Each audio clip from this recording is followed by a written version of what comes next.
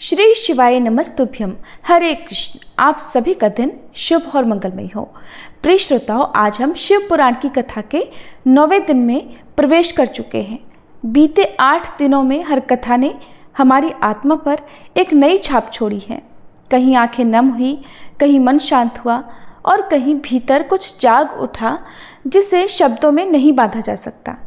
शिव पुराण कोई साधारण ग्रंथ नहीं, ये तो भगवान शिव के हृदय का प्रतिबिंब है, जिसमें हर कथा, हर संवाद, हर चरित्र हमें जीवन की उस सच्चाई से जोड़ता है जो केवल शिव ही जानते हैं। तो आइए आज की कथा से पहले हम सभी प्रार्थना करें। हे भोलेनाथ, हमने बहुत कुछ सुना, बहुत कुछ समझा, परंतु आज भी हम अधूरे हैं। आपकी कृपा के बिना न कथा पूरी होती है न जीवन। कृपा करें कि हम केवल कथा न सुने बल्कि उसे जिए भी। आपकी भक्ति हमारी श्वासों में उतर जाए और हमारे जीवन का हर पल आपकी शरण में बीते। आइए अब सुनते हैं आज का अध्याय। श्री ब्रह्मा जी कहते हैं, हे देवर्षि नारद, वह आकाशवाणी सुनकर सब देवता आदि भयभीत तथा विस्मित हो गए। उनके मुख से कोई बात ही नहीं निकली। वे इस तरह से खड़े या बैठे रह गए मानो उन पर विशेष मोह छा गया हो। भृगु के मंत्र बल से भाग जाने के कारण जो वीर शिवगण नष्ट होने से बच गए थे, वे भगवान शिव की शरण में चले गए। उन सभी ने अमित तेजस्वी भगवान रुद्र को भली भांति सादर प्रणाम करके वहां यज्ञ में जो कुछ भी हुआ था वो सारी घटना उनसे कह सुनाई। गणों ने कहा, हे महेश्वर, दक्ष बड़ा दुरात्मा और घमंडी है। उसने वहां जाने पर देवी सती का अपमान किया और देवताओं ने भी उनका आदर नहीं किया। अत्यंत गर्व से भरे वे उस दुष्ट दक्ष ने आपके लिए यज्ञ में भाग भी नहीं दिया, दूसरे देवताओं के लिए दिया और आपके विषय में उच्च स्वर से दुर्वचन कहे थे। हे प्रभु, यज्ञ में आपका भाग न देखकर देवी सती कुपित हो उठी और पिता की बार बार निंदा करके उन्होंने तत्काल अपने शरीर को योगाग्नि द्वारा जलाकर भस्म कर दिया। ये देखकर 10,000 से अधिक पार्षद लज्जावश शस्त्रों द्वारा अपने ही अंगों को काट काट कर वहां मर गए। शेष हम लोग दक्ष पर कुपित हो उठे और सभी को भय पहुंचाते हुए वेग पूर्वक उस यज्ञ का विध्वंस करने को उद्यत हो गए, परंतु विरोधी भृगु ने अपने प्रभाव से हमें तिरस्कृत कर दिया। हम उनके मंत्र बल का सामना नहीं कर सके। हे प्रभु, हे विश्वंभर, वे ही हम लोग आज आपकी शरण में आए हैं। हे दयालु, वहां प्राप्त हुए भय से अब आप ही हमें बचाइए, निर्भय कीजिए। हे महाप्रभु, उस यज्ञ में दक्ष आदि सभी दुष्टों ने घमंड में आकर आपका विशेष रूप से अपमान किया है। हे कल्याणकारी शिव, इस प्रकार हमने अपना सती देवी का और मूढ़ बुद्धि वाले दक्ष आदि का भी सारा वृतांत कह सुनाया। अब आपकी जैसी भी इच्छा हो वैसा कीजिए। श्री ब्रह्मा जी कहते हैं, हे नारद, अपने पार्षदों की ये बात सुनकर भगवान शिव ने वहां की सारी घटना को जानने के लिए शीघ्र ही तुम्हारा स्मरण किया। हे देवर्षि, तुम दिव्य दृष्टि से संपन्न हो, अतः भगवान के स्मरण करने पर तुम भी तुरंत वहां पहुंचे और शंकर जी को भक्ति पूर्वक प्रणाम करके खड़े हो गए। भगवान शिव ने तुम्हारी प्रशंसा करके तुमसे दक्ष यज्ञ में गई हुई सती का समाचार और दूसरी घटनाओं को पूछा। हे तात, शंभु के पूछने पर शिव जी में मन लगाए हुए इस प्रकार से तुमने शीघ्र ही वह सारा वृतांत कह सुनाया जो दक्ष यज्ञ में वहां घटित हुआ था। हे मुने, तुम्हारे मुख से निकली हुई बात सुनकर उस समय महान रौद्र पराक्रम से संपन्न सर्वेश्वर रुद्र ने तुरंत ही बड़ा भारी क्रोध प्रकट किया। लोक संहारकारी रुद्र ने अपने सिर से एक जटा उखाड़ी और उसे रोषपूर्वक उस पर्वत के ऊपर दे मारा।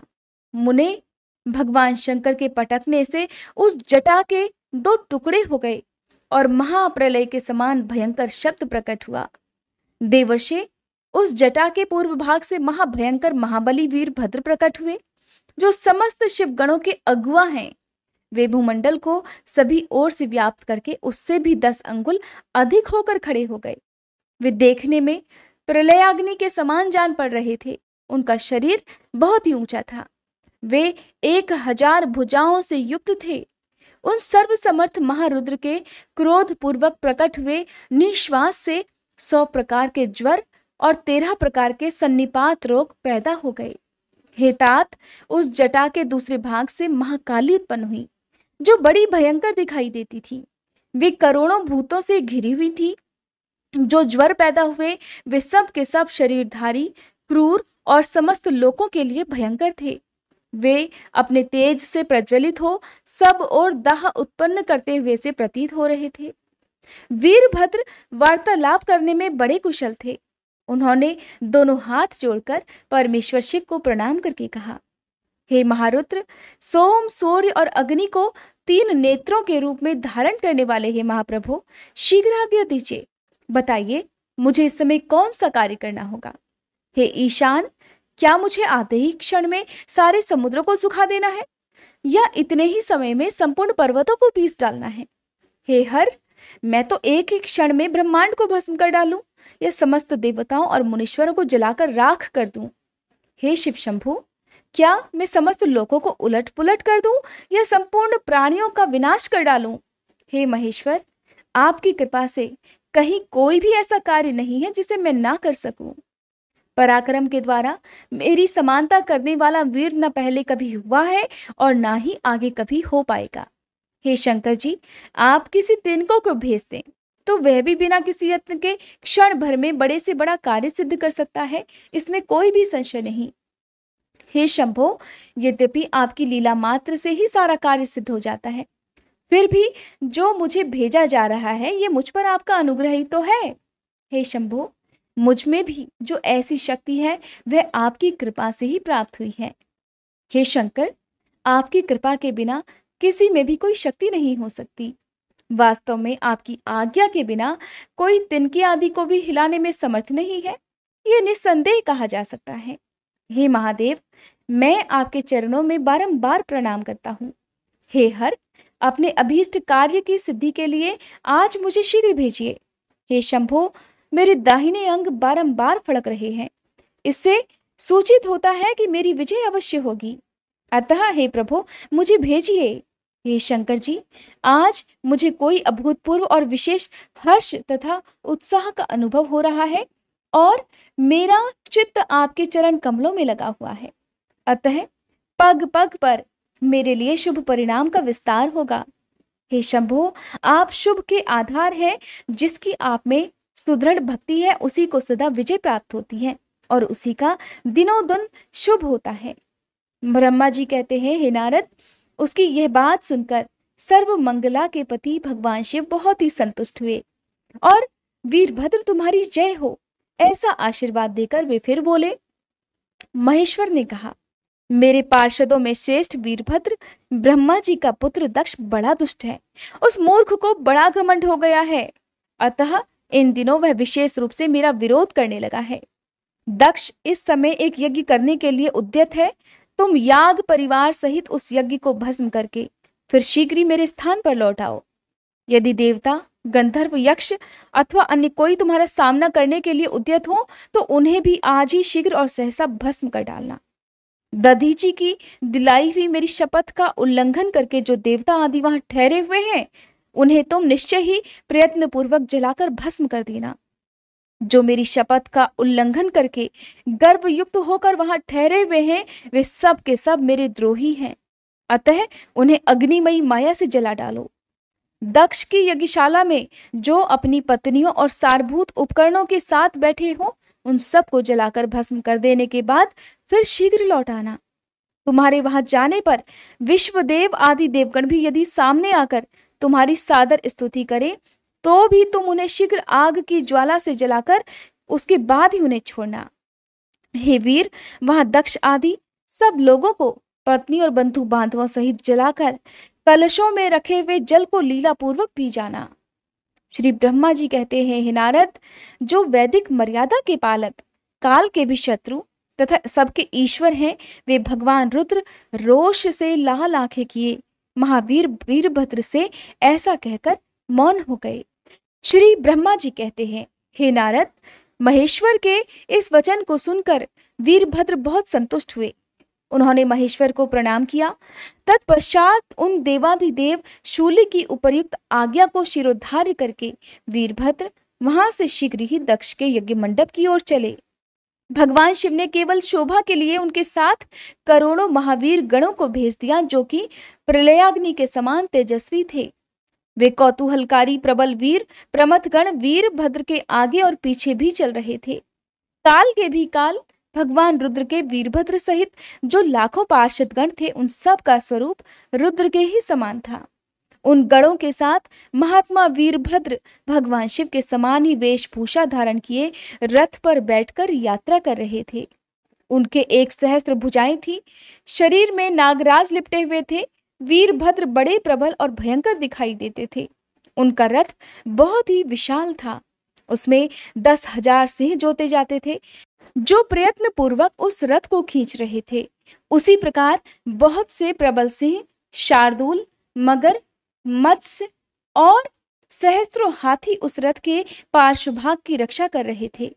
काली, कात्यायनी, ईशानी, चामुंडा, मुंडमर्दिनी, भद्रकाली, भद्रा, त्वरिता तथा वैष्णवी, इन नवदुर्गाओं के साथ समस्त भूतगणों के साथ महाकाली दक्ष का विनाश करने के लिए चली। डाकिनी, शाकिनी, भूत, प्रमथ, गुह्यक, कुष्मांड, परपट, चटक, ब्रह्मराक्षस, भैरव तथा क्षेत्रपाल आदि ये सभी वीर भगवान शिव की आज्ञा का पालन और दक्ष के यज्ञ का विनाश करने के लिए तुरंत चल दिए। इनके सिवा 64 गणों के साथ योगिनियों का मंडल भी सहसा कुपित होकर दक्ष यज्ञ का विनाश करने के लिए वहां से प्रस्थान किया। इस प्रकार कोटि कोटि गण और विभिन्न प्रकार के गणाधीश वीरभद्र के साथ चल दिए। उस समय भेरियों की गंभीर ध्वनि होने लगी, नाना प्रकार के शब्द करने वाले शंख बज उठे, भिन्न भिन्न प्रकार की सींगें बजने लगी। हे महामुने, सेना सहित वीरभद्र की यात्रा के समय वहां बहुत से सुखद शकुन होने लगे। इस प्रकार जब प्रमथ गणों सहित वीरभद्र ने प्रस्थान किया, तब उधर दक्ष तथा देवताओं को बहुत से अशुभ लक्षण दिखाई देने लगे। देवर्षि यज्ञ विध्वंस की सूचना देने वाले त्रिविध उत्पात प्रकट होने लगे। दक्ष की बाईं आंख, बाईं भुजा और बाईं जंघा फड़कने लगी। हे तात, वाम अंगों का फड़कना सर्वथा अशुभ सूचक था और नाना प्रकार के कष्ट मिलने की सूचना दे रहा था। उस समय दक्ष की यज्ञशाला में धरती डोलने लगी। दक्ष को दोपहर के समय दिन में ही अद्भुत तारे दिखने लगे। दिशाएं मलिन हो गई, सूर्यमंडल चितकबरा दिखने लगा, उस पर हजारों घेरे पड़ गए, जिससे वह भयंकर जान पड़ रहा था। बिजली और अग्नि के समान दीप्तमान तारे टूट टूट कर गिरने लगे और भी बहुत से भयानक अपशगुन होने लगे। इसी बीच में वहां आकाशवाणी प्रकट हुई, जो कि संपूर्ण देवताओं और विशेषतः दक्ष को अपनी बात सुनाने लगी। आकाशवाणी बोली, ओ दक्ष, आज तेरे जन्म को धिक्कार है, तू महामूढ़ और पापात्मा है। भगवान हर की ओर से आज तुझे महान दुख प्राप्त होगा, जो कि अब किसी प्रकार से टल नहीं सकता। अब यहाँ तेरा हाहाकार भी नहीं सुनाई देगा। जो मूढ़ देवता आदि तेरे यज्ञ में स्थित है, उनको भी महान दुख होगा, इसमें कोई संशय नहीं। श्री ब्रह्मा जी कहते हैं, हे मुने, आकाशवाणी की ये बात सुनकर और पूर्वोक्त अशुभ सूचक लक्षणों को देखकर दक्ष तथा दूसरे देवता आदि को भी अत्यंत भय प्राप्त हुआ। उस समय दक्ष मन ही मन अत्यंत व्याकुल होकर कांपने लगे और अपने प्रभु लक्ष्मीपति भगवान विष्णु की शरण में गए। वे भय से अधीर होकर बेसुध हो रहे थे। उन्होंने स्वजन वत्सल देवाधिदेव भगवान विष्णु को प्रणाम किया और उनकी स्तुति करके कहा। प्रजापति दक्ष बोले, हे देवाधिदेव, हे हरे, हे विष्णु, दीन बंधु, हे कृपानिधि, आपको मेरी और मेरे यज्ञ की रक्षा करनी चाहिए। हे प्रभु, आप ही यज्ञ के रक्षक हैं, यज्ञ ही आपका कर्म है और आप यज्ञ स्वरूप हैं। आपको ऐसी कृपा करनी चाहिए जिससे यज्ञ का विनाश न हो। श्री ब्रह्मा जी कहते हैं, हे मुनीश्वर, इस तरह अनेक प्रकार से सादर प्रार्थना करके दक्ष भगवान श्री हरि के चरणों में गिर पड़े। उनका मन भय से व्याकुल हो रहा था। तब जिनके मन में घबराहट आ गई थी, उन प्रजापति दक्ष को उठाकर और उनकी पूर्वोक्त बात सुनकर भगवान विष्णु ने देवादिदेव शिव जी का स्मरण किया। अपने प्रभु और महान ऐश्वर्य से युक्त परमेश्वर शिव का स्मरण करके शिव तत्व के ज्ञाता श्री हरि दक्ष को समझाते हुए बोले, श्री हरि ने कहा, हे दक्ष, मैं तुमसे तत्व की बात बता रहा हूं, तुम मेरी बात ध्यानपूर्वक सुनो। मेरा यह वचन तुम्हारे लिए सर्वथा हितकर तथा महामंत्र के समान सुखदायक होगा। दक्ष, तुम्हें तत्व का ज्ञान नहीं है, इसलिए तुमने सबके अधिपति परमात्मा शंकर की अवहेलना की है। ईश्वर की अवहेलना से सारा कार्य सर्वथा निष्फल हो जाता है। केवल इतना ही नहीं, पग पग पर विपत्ति भी आती है। जहां अपूज्य पुरुषों की पूजा होती है और पूजनीय पुरुषों की पूजा नहीं की जाती, उनका अपमान किया जाता है, वहां दरिद्रता, मृत्यु तथा भय, ये 3 संकट अवश्य प्राप्त होंगे। इसलिए संपूर्ण प्रयत्न से तुम्हें भगवान वृषभध्वज का सम्मान करना चाहिए। महेश्वर का अपमान करने से ही तुम्हारे ऊपर ये महान भय उपस्थित हुआ है। हम सब लोग प्रभु होते हुए भी आज तुम्हारी दुर्नीति के कारण जो संकट आया है उसे टालने में समर्थ नहीं है। ये मैं तुमसे सच्ची बात बता रहा हूँ। श्री ब्रह्मा जी कहते हैं, हे नारद, भगवान विष्णु का ये वचन सुनकर दक्ष चिंता में डूब गए।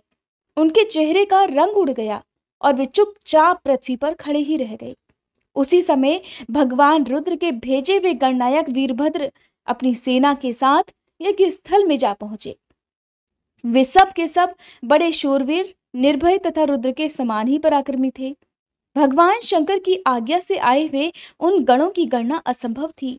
वे वीर शिरोमणि रुद्र सैनिक जोर जोर से सिंहनाद करने लगे। उनके उस महानाद से तीनों लोक गूंज उठे। आकाश धूल से ढक गया और दिशाएं अंधकार से आवृत हो गई। 7 द्वीपों से युक्त पृथ्वी अत्यंत भय से व्याकुल होकर पर्वत, वन और काननों सहित कांपने लगी तथा संपूर्ण समुद्रों में ज्वार आ गया। इस प्रकार समस्त लोकों का विनाश करने में समर्थ उस विशाल सेना को देखकर समस्त देवता आदि चकित हो गए। सेना के उद्योग को देखकर दक्ष के मुंह से खून निकल आया। वे अपनी स्त्री को साथ लेकर भगवान विष्णु के चरणों में दंड की भांति गिर पड़े और इस प्रकार बोले। दक्ष ने कहा, हे विष्णु, हे महाप्रभु, आपके बल से ही मैंने इस महान यज्ञ का आरंभ किया है। सत्कर्म की सिद्धि के लिए आप ही प्रमाण माने गए हैं। हे विष्णु, आप तो कर्मों के साक्षी तथा यज्ञों के प्रतिपालक हैं। हे महाप्रभु, आप वेदोक्त धर्म तथा ब्रह्मा जी के रक्षक हैं। अतः हे प्रभु, आपको मेरे इस यज्ञ की रक्षा करनी ही चाहिए, क्योंकि आप तो सभी के प्रभु हैं।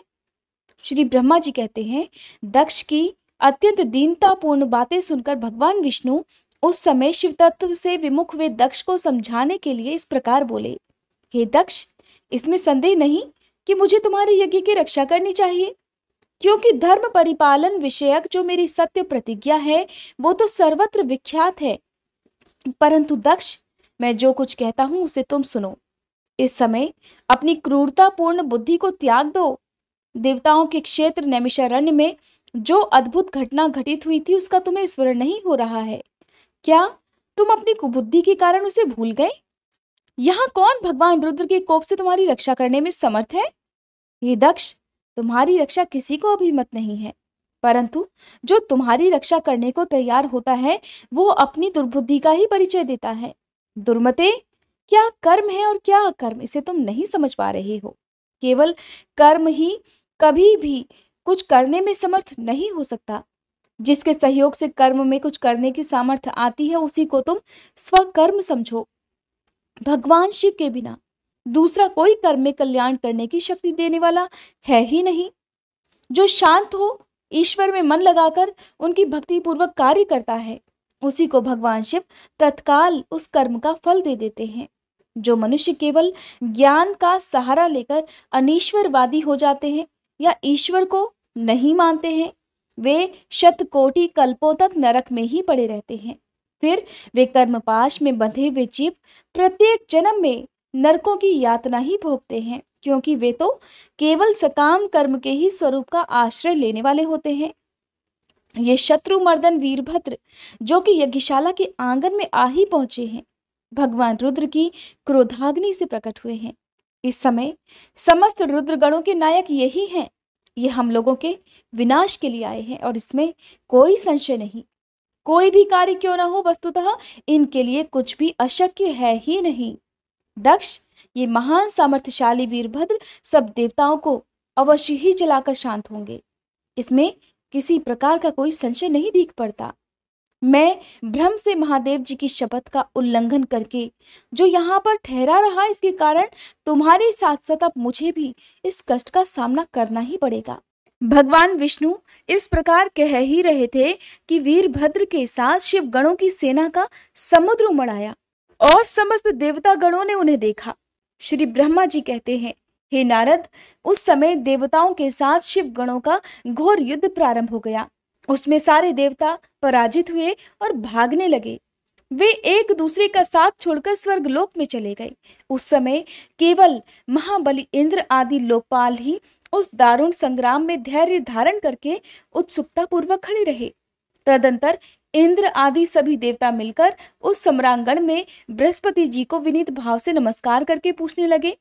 लोकपाल बोले, हे गुरुदेव बृहस्पति, हे तात, हे महाप्राज्ञ, हे दयानिधि, शीघ्र बताइए, हम जानना चाहते हैं कि हमारी विजय किस प्रकार होगी। उनकी ये बात सुनकर बृहस्पति जी ने प्रयत्न पूर्वक भगवान शंभु का स्मरण किया और ज्ञान दुर्बल महेंद्र से कहा, हे इंद्र, भगवान विष्णु ने पहले जो कुछ कहा था वो इस समय घटित हो गया। मैं उसी को स्पष्ट कर रहा हूं, सावधान होकर सुनो। समस्त कर्मों का फल देने वाला जो कोई ईश्वर है वह कर्ता का ही आश्रय लेता है। कर्म करने वाले को ही उस कर्म का फल देता है। जो कर्म करता ही नहीं, उसको फल देने में वो भी समर्थ नहीं है। अतः जो ईश्वर को जानकर उसका आश्रय लेकर सत्कर्म करता है, उसी को उस कर्म का फल मिलता है। ईश्वर द्रोही को कभी फल मिल ही नहीं सकता। न मंत्र, न औषधियां, न समस्त अभिचारक कर्म, न लौकिक पुरुष, न कर्म, न वेद, न पूर्व और उत्तरी मीमांसा तथा न नाना वेदों से युक्त अन्याय शास्त्र ही ईश्वर को जानने में समर्थ होते हैं। ऐसा प्राचीन विद्वानों का कथन है। अनन्य शरण भक्तों को छोड़कर दूसरे लोग संपूर्ण वेदों का 10,000 बार स्वाध्याय करके भी महेश्वर को भली भांति नहीं जान सकते। ये महाश्रुति का कथन है। अवश्य भगवान शिव के अनुग्रह से ही सर्वथा शांत, निर्विकार और उत्तम दृष्टि से सदाशिव के तत्व का साक्षात्कार हो सकता है। हे सुरेश्वर, क्या कर्तव्य है और क्या अकर्तव्य, इसका विवेचन करना। अभीष्ट होने पर मैं जो इसमें सिद्धि का उत्तम अंश है उसी का प्रतिपादन करूंगा। तुम अपने हित के लिए उसे ध्यान देकर सुनो। हे इंद्र, तुम लोकपालों के साथ आज नादान बनकर दक्ष यज्ञ में आ गए। बताओ तो यहाँ क्या पराक्रम करोगे। भगवान रुद्र जिनके सहायक हैं, ऐसे ये परम क्रोधी रुद्रगण इस यज्ञ में विघ्न डालने के लिए आए हैं और अपना काम पूरा ही करेंगे, इसमें कोई संशय नहीं। मैं सत्य सत्य कहता हूं कि इस यज्ञ के विघ्न का निवारण करने के लिए वस्तुतः तुम में से किसी के पास भी सर्वथा कोई उपाय है ही नहीं। बृहस्पति जी की ये बात सुनकर देवराज इंद्र सहित समस्त लोकपाल गण बड़ी चिंता में पड़ गए। तब महावीर रुद्रगणों से घिरे हुए वीरभद्र ने मन ही मन भगवान शंकर का स्मरण करके इंद्र आदि लोकपालों को डांटा। इसके पश्चात रुद्रगणों के नायक वीरभद्र ने रोष में भरकर तुरंत ही संपूर्ण देवताओं को तीखे बाणों से घायल कर दिया। उन बाणों की चोट खाकर इंद्र आदि समस्त सुरेश्वर भागते हुए 10 दिशाओं में चले गए। जब लोकपाल चले गए और देवता भाग खड़े हुए, तब वीरभद्र अपने गणों के साथ यज्ञशाला के समीप गए। उस समय वहां विद्यमान समस्त ऋषि अत्यंत भयभीत होकर परमेश्वर श्री हरि से रक्षा की प्रार्थना करने के लिए सहसा नतमस्तक होकर शीघ्र ही बोले, देव देव, हे रमानाथ, हे सर्वेश्वर, हे महाप्रभु, आप दक्ष के यज्ञ की रक्षा कीजिए। आप ही यज्ञ है, इसमें कोई संशय नहीं। यज्ञ आपका कर्म रूप और अंग है, आप यज्ञ के रक्षक हैं। अतः दक्ष यज्ञ की रक्षा कीजिए। आपके सिवा दूसरा कोई इसका रक्षक नहीं है प्रभु। श्री ब्रह्मा जी कहते हैं, हे नारद, ऋषियों का ये वचन सुनकर मुझ सहित भगवान विष्णु वीरभद्र के साथ युद्ध करने की इच्छा से चले। श्री हरि को युद्ध के लिए तैयार देख शत्रु मर्दन वीरभद्र, जो वीर प्रमथ गणों से घिरे हुए थे, कड़े शब्दों में भगवान विष्णु को डांटने लगे। श्री ब्रह्मा जी कहते हैं, हे नारद, वीरभद्र की ये बात सुनकर बुद्धिमान देवेश्वर विष्णु वहां प्रसन्नता पूर्वक हंसते हुए बोले। भगवान श्री विष्णु ने कहा, हे वीरभद्र, आज तुम्हारे सामने जो कुछ कहता हूं उसे सुनो। मैं भगवान शंकर का सेवक हूं, तुम मुझे रुद्रदेव से विमुख मत कहो। दक्ष तो अज्ञानी है, कर्म कांड में ही इसकी निष्ठा है।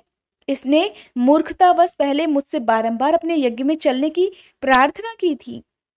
मैं भक्त के अधीन ठहरा, इसलिए चला आया। भगवान महेश्वर भी तो भक्त के अधीन रहते हैं। हे तात, दक्ष मेरा भक्त है, इसलिए मुझे यहाँ आना ही पड़ा।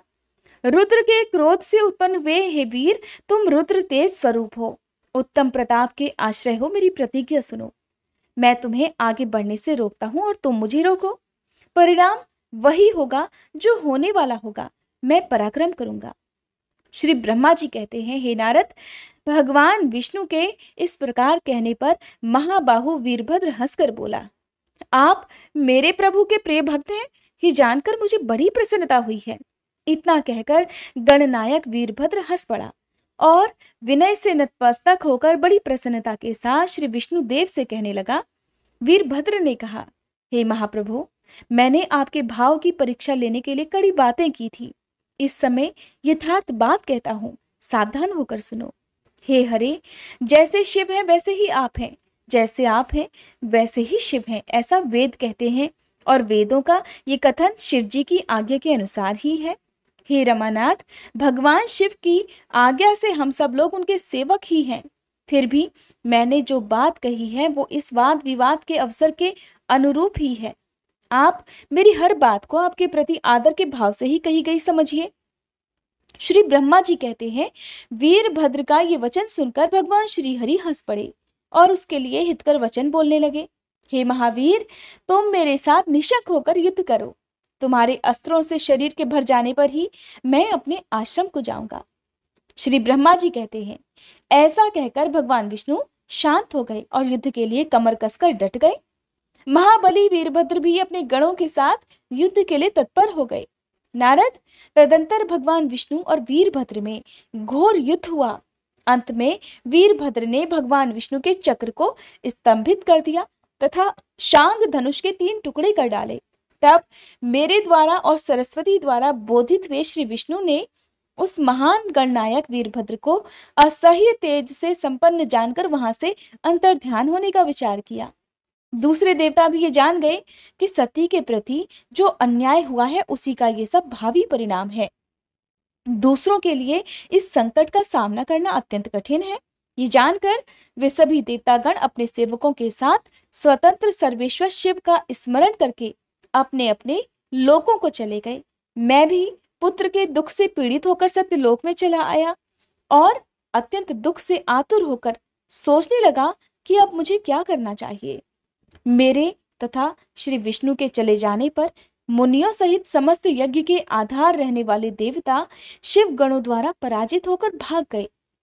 उस उपद्रव को देखकर और उस महामख का विध्वंस जानकर यह यज्ञ भी अत्यंत भयभीत होकर मृग का रूप धारण करके वहां से भागा।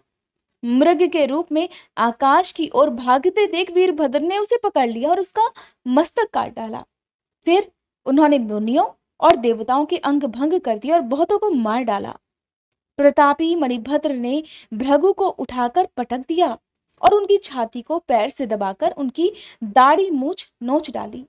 चंड ने बड़े वेग से पूषा के दांत उखाड़ लिए, क्योंकि पूर्व काल में जिस समय महादेव जी को दक्ष के द्वारा गालियां दी जा रही थी उस समय वे दांत दिखा दिखाकर हंस रहे थे।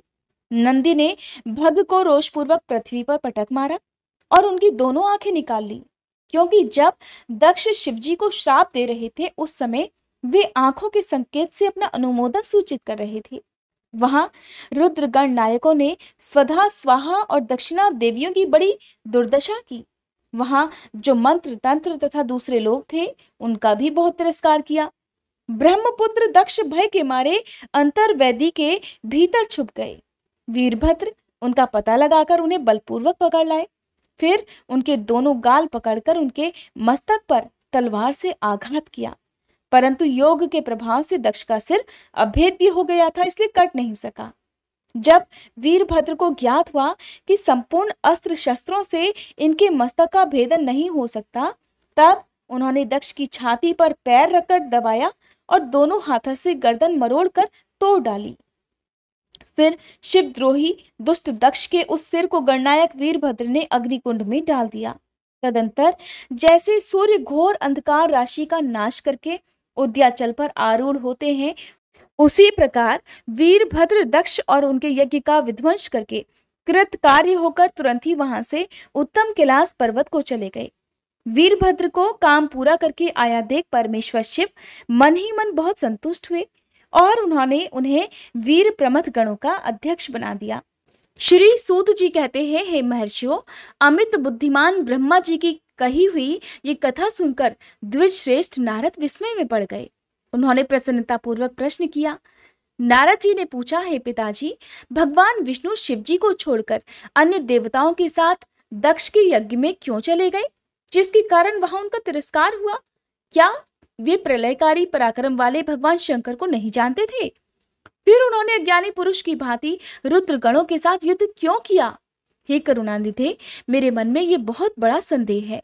आप कृपा करके मेरे इस संशय को नष्ट कर दीजिए और हे प्रभु, मन में उत्साह पैदा करने वाले शिव चरित्र को कहिए।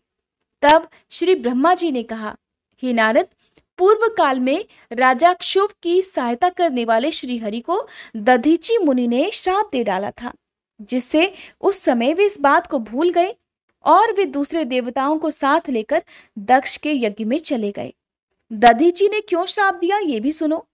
प्राचीन काल में क्षुभ नाम से प्रसिद्ध एक महातेजस्वी राजा हो गए हैं। वे महाप्रभावशाली मुनीश्वर दधीची के परम मित्र थे। दीर्घ काल की तपस्या के प्रसंग से क्षुभ और दधीची में विवाद आरंभ हो गया, जो तीनों लोकों में महान अनर्थकारी के रूप में विख्यात हुआ। उस विवाद में वेद के विद्वान शिवभक्त दधीची कहते थे कि शूद्र, वैश्य और क्षत्रिय इन तीनों वर्णों से ब्राह्मण ही श्रेष्ठ है, इसमें कोई संशय नहीं।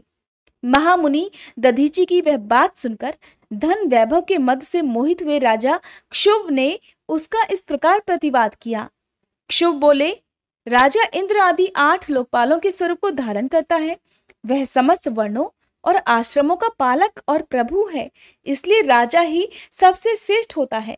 राजा की श्रेष्ठता का प्रतिपादन करने वाली श्रुति भी कहती है कि राजा सर्वदेवमय है। हे मुने, इसी श्रुति के कथनानुसार जो सबसे बड़ा देवता है वह मैं ही हूं। इस विवेचन से ब्राह्मण की अपेक्षा राजा ही तो श्रेष्ठ सिद्ध होता है। हे च्यवनंदन, आप ही इस विषय में विचार कीजिए और मेरा अनादर न कीजिए, क्योंकि मैं सर्वथा आपके लिए पूजनीय हूं। राजा क्षुभ का ये मत श्रुतियों और स्मृतियों के विरुद्ध था। इसे सुनकर भृगुकुल भूषण मुनिश्रेष्ठ दधीची को बड़ा क्रोध हुआ। मुने, अपने गौरव का विचार करके कुपित हुए महातेजस्वी दधीची ने क्षुभ के मस्तक पर बाएं मुक्के से प्रहार कर दिया। उनके मुक्के की मार खाकर ब्रह्मांड के अधिपति कुत्सित बुद्धि वाले क्षुभ अत्यंत कुपित होकर गरज उठे। उन्होंने वज्र से दधीची को काट डाला। उस वज्र से आहत होकर भृगुवंशी दधीची पृथ्वी पर गिर पड़े। भार्गव वंशधर दधीची ने गिरते समय शुक्राचार्य का स्मरण किया। योगी शुक्राचार्य ने आकर दधीची के शरीर को, जिसे शुभ ने काट डाला था, तुरंत जोड़ दिया। दधीची के अंगों को पूर्ववत जोड़कर शिवभक्त शिरोमणि तथा मृत्युंजय विद्या के प्रवर्तक शुक्राचार्य ने उनसे कहा। शुक्र बोले, हे तात दधीची, मैं सर्वेश्वर भगवान शिव का पूजन करके तुम्हें श्रुति प्रतिपादित महामृत्युंजय नामक श्रेष्ठ मंत्र का उपदेश देता हूं। त्र्यंबकम यजामहे, हम भगवान त्र्यंबक का यजन अर्थात आराधन करते हैं। त्र्यंबक का अर्थ है तीनों लोकों के पिता प्रभावशाली शिव। वे भगवान सूर्य, सोम और अग्नि तीनों मंडलों के पिता हैं। सत्व, रज और तम तीनों गुणों के महेश्वर हैं। आत्म तत्व, विद्या तत्व और शिव तत्व, इन 3 तत्वों के आहवनी, गार्हपत्य और दक्षिणाग्नि, इन तीनों अग्नियों के सर्वत्र उपलब्ध होने वाले पृथ्वी, जल और तेज, इन 3 मूर्त भूतों के अथवा सात्विक आदि भेद से त्रिविध भूतों के, त्रिदिव के, त्रिभुज के, त्रिधाभूत सबके ब्रह्मा, विष्णु और शिव तीनों देवताओं के महान ईश्वर महादेव जी हैं। यहाँ तक मंत्र के प्रथम चरण की व्याख्या हुई। मंत्र का द्वितीय चरण है सुगंधिम पुष्टिवर्धनम। जैसे फूलों में उत्तम गंध होती है, उसी प्रकार वे भगवान शिव संपूर्ण भूतों में तीनों गुणों में, समस्त कृत्यों में, इंद्रियों में, अन्यान्य देवों में और गणों में उनके प्रकाशक सारभूत आत्मा के रूप में व्याप्त हैं। अतएव सुगंध युक्त और संपूर्ण देवताओं के ईश्वर हैं। यहाँ तक सुगंधि पद की व्याख्या हुई। आप पुष्टि वर्धनम की व्याख्या सुनिए। उत्तम व्रत का पालन करने वाले द्विश्रेष्ठ महामुनि नारद उन अंतर्यामी पुरुष शिव से प्रकृति का पोषण होता है। महतत्व से लेकर विशेष पर्यंत संपूर्ण विकल्पों की पुष्टि होती है तथा मुझ ब्रह्मा का, विष्णु का, मुनियों का और इंद्रियों सहित समस्त देवताओं का भी पोषण होता है, इसलिए वे ही पुष्टिवर्धन हैं। अब महामृत्युंजय मंत्र के तीसरे और चौथे चरण की व्याख्या भी सुनिए। उन दोनों चरणों का स्वरूप यो है, उर्वारु कमी बंधनात् मृत्यु और मोक्षी अमामृतात्, अर्थात हे प्रभु, जैसे खरबूजा पक जाने पर लता बंधन से छूट जाता है, उसी तरह मैं मृत्यु रूप बंधन से मुक्त हो जाऊं, अमृत पद अर्थात मोक्ष से पृथक न हो। वे रुद्रदेव अमृत स्वरूप हैं। जो पुण्य कर्म से, तपस्या से, स्वाध्याय से, योग से अथवा ध्यान से उनकी आराधना करता है, उसे नूतन जीवन प्राप्त हो जाता है। इस सत्य के प्रभाव से भगवान शिव स्वयं ही अपने भक्त को मृत्यु के सूक्ष्म बंधन से मुक्त कर देते हैं, क्योंकि वे भगवान ही बंधन और मोक्ष देने वाले हैं। ठीक उसी तरह जैसे उर्वार अर्थात ककड़ी का पौधा अपने फल को स्वयं ही लता के बंधन में बांधे रखता है और पक जाने पर स्वयं ही उसे बंधन से मुक्त कर देता है, यह मृत संजीवनी मंत्र है जो मेरे मत से सर्वोत्तम है। तुम प्रेम पूर्वक नियम से भगवान शिव का स्मरण करते हुए इस मंत्र का जप करो। जप और हवन के पश्चात इसी से अभिमंत्रित किए हुए जल को दिन और रात में पियो तथा शिव विग्रह के समीप बैठकर उन्हीं का ध्यान करते रहो। इससे कहीं भी मृत्यु का भय नहीं रहता। न्यास आदि सब कार्य करके विधिवत भगवान शिव की पूजा करो। ये सब करके शांत भाव से बैठकर भक्त वत्सल शंकर का ध्यान करना चाहिए। मैं भगवान शिव का ध्यान बता रहा हूँ, जिसके अनुसार उनका चिंतन करके मंत्र जप करना चाहिए। इस तरह निरंतर जप करने से बुद्धिमान पुरुष भगवान शिव के प्रभाव से उस मंत्र को सिद्ध कर लेता है। इस प्रकार भगवान शंकर का ध्यान करना चाहिए। जो अपने 2 करकमलों में रखे हुए 2 कलशों से जल निकालकर उनसे ऊपर वाले 2 हाथों द्वारा अपने मस्तक को सींचते हैं, अन्य 2 हाथों में 2 घड़े लिए उन्हें अपनी गोद में रखे हुए हैं तथा शेष 2 हाथों से रुद्राक्ष और मृग मुद्रा धारण करते हैं, कमल के आसन पर बैठे हैं और सिर पर स्थित चंद्रमा से निरंतर झरते हुए अमृत से जिनका सारा शरीर भीगा हुआ है तथा जो 3 नेत्र धारण करने वाले हैं, उन भगवान मृत्युंजय का, जिनके साथ गिरिराज नंदिनी उमा भी विराजमान है, मैं भजन चिंतन करता हूँ। श्री ब्रह्मा जी कहते हैं, हे तात, मुनिश्रेष्ठ दधीची को इस प्रकार उपदेश देकर शुक्राचार्य भगवान शंकर का स्मरण करते हुए अपने स्थान को लौट गए। उनकी ये बात सुनकर महामुनि दधीची बड़े प्रेम से शिव जी का स्मरण करते हुए तपस्या के लिए वन में गए। वहां जाकर उन्होंने विधि पूर्वक महामृत्युंजय मंत्र का जप और प्रेम पूर्वक भगवान शिव का चिंतन करते हुए तपस्या प्रारंभ कर दी। दीर्घ काल तक उस मंत्र का जप और तपस्या द्वारा भगवान शंकर की आराधना करके दधीची ने महामृत्युंजय शिव को संतुष्ट किया। हे महामुने, उस जप से प्रसन्नचित हुए भक्त वत्सल भगवान शिव दधीची के प्रेमवश उनके सामने प्रकट हो गए। अपने प्रभु शंभु का साक्षात दर्शन करके मुनीश्वर दधीची को बड़ी प्रसन्नता हुई। उन्होंने विधि पूर्वक प्रणाम करके दोनों हाथ जोड़कर भक्ति भाव से शंकर जी का स्तवन किया।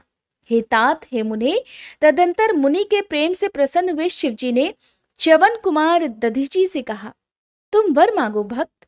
भगवान शिव का ये वचन सुनकर भक्त शिरोमणि दधीची दोनों हाथ जोड़कर नतमस्तक होकर भक्त वत्सल शंकर जी से बोले। दधीची ने कहा, हे देवाधिदेव महादेव, मुझे 3 वर दीजिए। मेरी हड्डी वज्र हो जाए, कोई भी मेरा वध ना कर सके और मैं सर्वत्र अधीन रहूं, कभी मुझ में दीनता ना आए। दधीची का ये वचन सुनकर प्रसन्न हुए परमेश्वर शिव ने तथास्तु कहकर उन्हें वे 3 वर दे दिए। शिव जी से 3 वर पाकर वेद मार्ग में प्रतिष्ठित महामुनि दधीची आनंद मग्न हो गए और शीघ्र ही राजा क्षुभ के स्थान में आ गए। महादेव जी से अवध्यता, वज्रमय अस्थि और अधीनता पाकर दधीची ने राजेंद्र क्षुभ के मस्तक पर लात मारी। फिर तो राजा क्षुभ ने भी क्रोध करके दधीची पर वज्र से प्रहार कर दिया। वे भगवान विष्णु के गौरव से अधिक गर्व में भरे हुए थे, परंतु क्षुभ का चलाया हुआ वह वज्र परमेश्वर शिव के प्रभाव से महात्मा दधीची का नाश नहीं कर सका। इससे ब्रह्म कुमार क्षुभ को बड़ा विस्मय हुआ। मुनीश्वर दधीची की अवध्यता, अधीनता तथा वज्र से भी बढ़ चढ़कर प्रभाव देखकर ब्रह्म कुमार क्षुभ के मन में बड़ा आश्चर्य हुआ। उन्होंने शीघ्र ही वन में जाकर इंद्र के छोटे भाई मुकुंद की आराधना आरंभ कर दी और वे शरणागत पालक नरेश मृत्युंजय सेवक दधीची से पराजित हो गए थे। क्षुभ की पूजा से गरुड़ ध्वज भगवान मधुसूदन बहुत संतुष्ट हुए। उन्होंने राजा को दिव्य दृष्टि प्रदान की। उस दिव्य दृष्टि से ही जनार्दन देव का दर्शन करके उन गरुड़ ध्वज को क्षुभ ने प्रणाम किया और प्रिय वचनों द्वारा उनकी स्तुति की। इस प्रकार देवेश्वर आदि से प्रशंसित उन अजय ईश्वर श्री नारायण देव का पूजन और स्तवन करके राजा ने भक्ति भाव से उनकी ओर देखा तथा उन जनार्दन के चरणों में मस्तक रखकर प्रणाम करने के पश्चात उन्हें अपना अभिप्राय सूचित किया। राजा बोले, हे भगवान, दधीची नाम से प्रसिद्ध एक ब्राह्मण है जो धर्मों की ज्ञाता है। उनके हृदय में विनय का भाव है। वे पहले मेरे मित्र थे। इन दिनों रोग शोक से रहित मृत्युंजय महादेव जी की आराधना करके वे उन्हीं कल्याणकारी शिव के प्रभाव से समस्त अस्त्र शस्त्रों द्वारा सदा के लिए अवध्य हो गए हैं। एक दिन उन महातपस्वी दधीची ने भरी सभा में आकर अपने बाएं पैर से मेरे मस्तक पर बड़े वेग से अवहेलना पूर्वक प्रहार कर दिया और बड़े गर्व से कहा, मैं किसी से नहीं डरता। हरे, वे मृत्युंजय से उत्तम वर पाकर अनुपम गर्व से भर गए हैं। श्री ब्रह्मा जी कहते हैं, हे नारद, महात्मा दधीची की अवध्यता का समाचार जानकर श्री हरि ने महादेव जी के अतुलित प्रभाव का स्मरण किया। फिर वे ब्रह्मपुत्र राजा क्षुभ से बोले, हे राजेंद्र, ब्राह्मणों को कहीं थोड़ा सा भी भय नहीं है। हे भूपते, विशेषतः रुद्र भक्तों के लिए तो भय नाम की कोई वस्तु है ही नहीं, और यदि मैं तुम्हारी ओर से कुछ करूं तो ब्राह्मण दधीची को दुख होगा और वह मुझ जैसे देवता के लिए भी श्राप का कारण बन जाएगा। हे राजेंद्र, दधीची के शाप से दक्ष के यज्ञ में सुरेश्वर शिव से मेरी पराजय होगी और फिर मेरा उत्थान भी होगा। हे राजन, इसलिए मैं तुम्हारे साथ रहकर कुछ करना नहीं चाहता। मैं अकेला ही तुम्हारे लिए दधीची को जीतने का प्रयास करूंगा। भगवान विष्णु का ये वचन सुनकर क्षुभ बोले, बहुत अच्छा, ऐसा ही हो। ऐसा कहकर वे उस कार्य के लिए मन ही मन उत्सुक होकर प्रसन्नता पूर्वक वहीं ठहर गए। जय भोलेनाथ। आज के अध्याय में बस इतना ही। इसके आगे की कथा आप सभी कल के अध्याय में जरूर सुनिएगा। आइए अब हम सभी सच्चे मन से भगवान शिव से क्षमा प्रार्थना करें। हे भोलेनाथ, अगर इस कथा के श्रवण, वाचन या स्मरण के दौरान हमारे मन, वाणी या कर्म से कोई भी त्रुटि हो गई हो तो हम आपसे हाथ जोड़कर प्रार्थना करते हैं, कृपया हमें क्षमा करें। प्रभु, हमारी समझ सीमित है परंतु श्रद्धा असीम है। अगर किसी पवित्र प्रसंग को हमने अधूरा समझा, अधूरा सुना या फिर किसी दिव्यता को पूरी तरह व्यक्त नहीं कर सके तो ये केवल हमारी अल्प बुद्धि है। उसकी दोषिता हमारी नहीं बल्कि हमारी अवस्था की है। आप तो दयालु हैं, कृपामय हैं, भक्तों के हर अपराध को क्षमा कर देने वाले हैं। हे भोलेनाथ, हमारी इस भक्ति यात्रा को स्वीकार करें और हमारे दोषों को नष्ट करके हमें अपनी शरण में रखें। हे नीलकंठ, इस अध्याय को आपने ही आरंभ करवाया और आप ही इसे पूर्ण करें। आपकी कृपा से हम हर दिन आपकी ओर निकट आते रहें, यही हमारी सबसे बड़ी कामना है। हर हर महादेव।